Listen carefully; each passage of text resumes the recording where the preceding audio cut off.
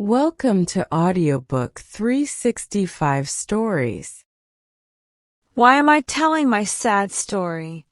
Is it to stop others from dreaming of a better life? No. Even though I am very unhappy, maybe others in my place could be happy. But for me, life became hard. I don't know if I am bad or good. I will tell my story. You can decide. My father worked for a rich lord. He married young and had many children. His wife died, and he stayed alone for 15 years. Then he married again. His second wife was a poor clergyman's daughter. Her father had many children and little money. My mother was kind and smart. She loved everyone and helped others. 1 year after marrying my father, she had twins, me and my sister. After that, she became very weak. She could not walk much and often stayed in her chair. I remember her soft eyes and gentle smile as she did needlework. When I was still small, my father lost his job. We moved to a small village and lived in a cottage. We were poor, but we helped each other. My older half-sisters worked hard. My father and half-brothers worked on the farm. Life was full of work, but we were happy. My sister and I played outside. We picked flowers, made hay, and shook apples from trees. I loved being free under the open sky. At home, my mother taught me love and kindness.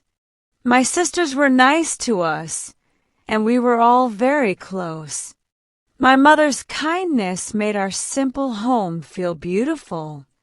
My sister and I were very different. She was strong and happy. I was thin, quiet, and pale. I liked to play with her, but I got tired easily. Then I went to my mother, and she sang to me and held me. She taught me many things, not school things, but real-life lessons. She told me about animals, mountains, rivers, and the world. She always gave a lesson of love and kindness. She taught me to care for others, no matter who they are.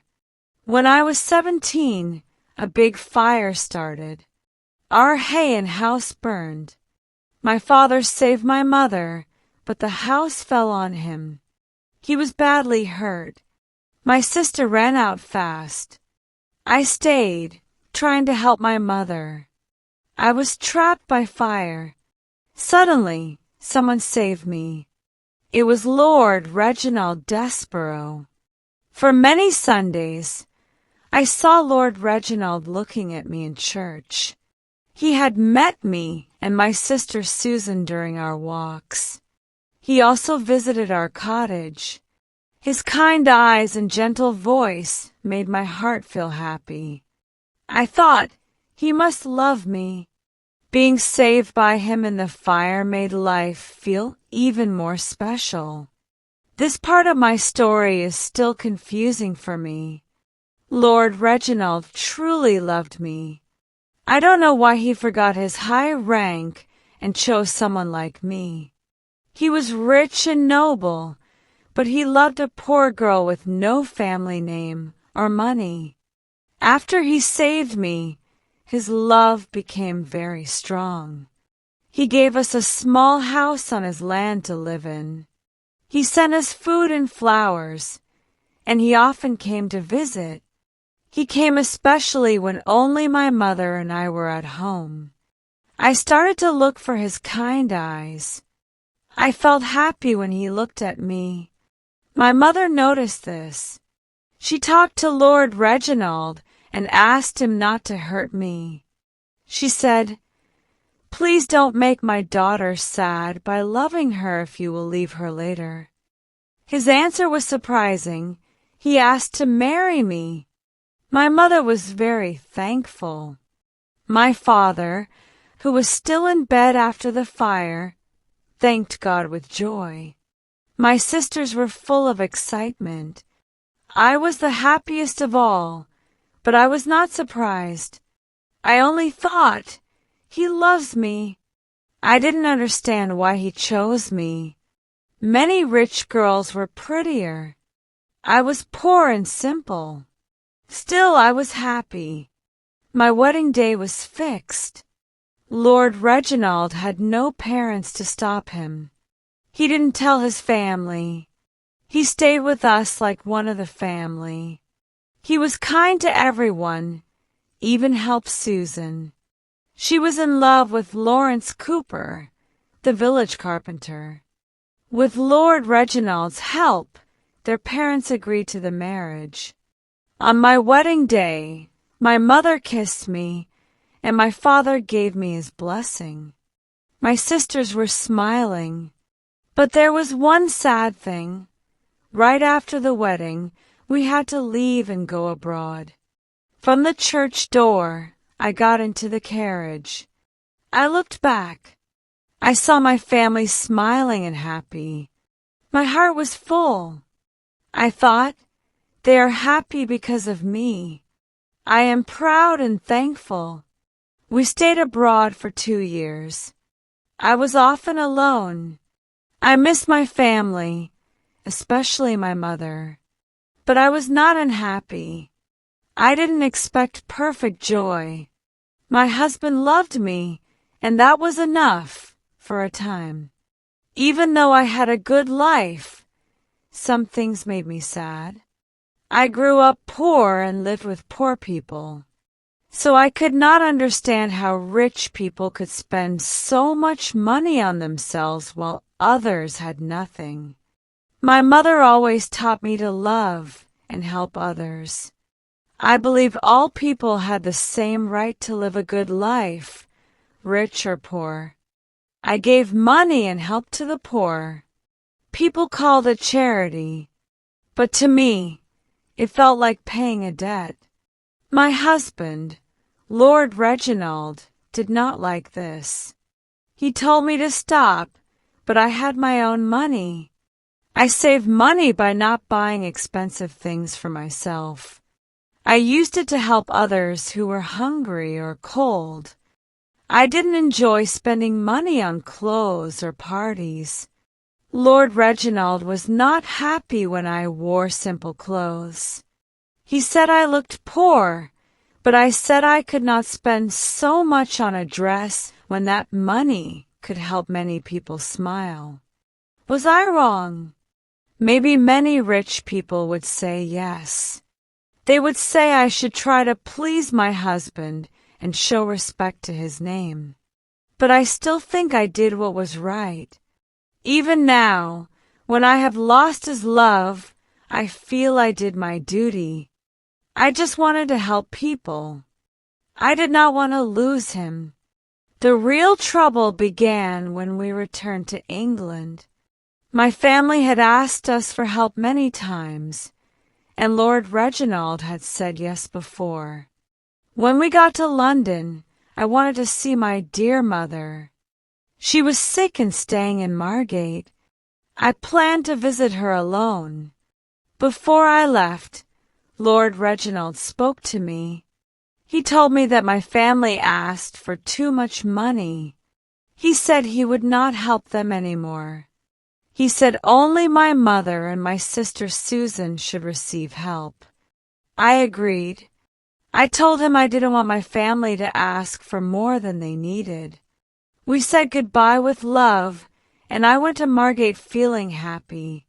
My family welcomed me with joy, but my mother looked very sick. I knew she might not live long.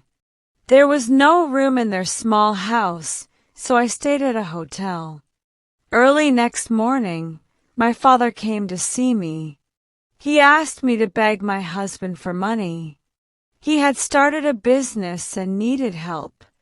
If not, many people would lose everything. I said I would speak to my mother first. All my family hoped for help. They all needed money, and they all looked to me. At last, My sister Susan asked me for help, but she only needed 20 pounds. I gave it to her from my own money right away. Later, I spoke to my mother. I told her how hard things had become. She said she knew this would happen, and it broke her heart. She told me to be strong and say no to the family.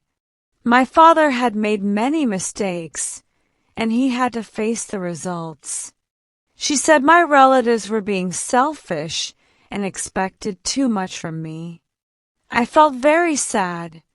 I knew I was too weak to say no to all their requests. That night, my mother got very sick. She had convulsions and almost died. Susan told me that my parents had a big fight. My mother told my father not to ask me for money. He shouted at her and blamed her for stopping him.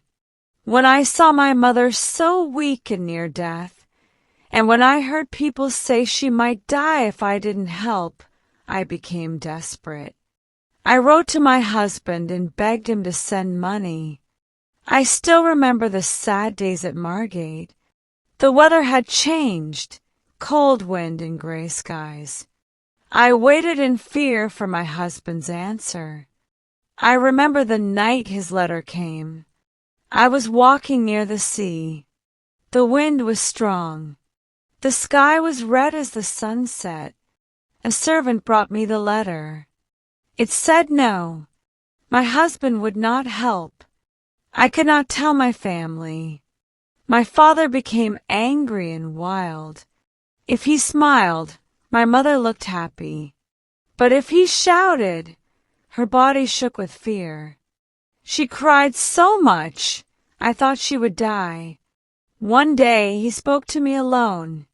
He said, "If I lose everything, I will end my life, and your mother will die too."